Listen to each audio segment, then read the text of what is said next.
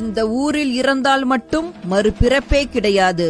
சிவனே காதில் வந்து நமசிவாய என்று சொல்லி முக்தி தருகிறார். என்ன ஊர் அது? கோயம்புத்தூருக்கு அருகே உள்ளதுதான் பேரூர். இங்க இருக்கிறதாம் பட்டீஸ்வரர் சிவன் கோவில். 2ஆம் நூற்றாண்டுல கரிகால சோழனால் கட்டப்பட்டது. கிட்டத்தட்ட 2000 வருட பழமையான கோவில் தான் பேரூர் பட்டீஸ்வரர் கோவில். கோவிலின் முன்பு பிறவா புலி என்ற புளிய மரம் இருக்கிறது. இதன் விதைகளை எங்கு போட்டாலும் முளைக்காது. அதேபோல் இத்தலத்தை யார் வந்து தரிசித்தாலும் அவர்களுக்கு இனி பிறவியே கிடையாது.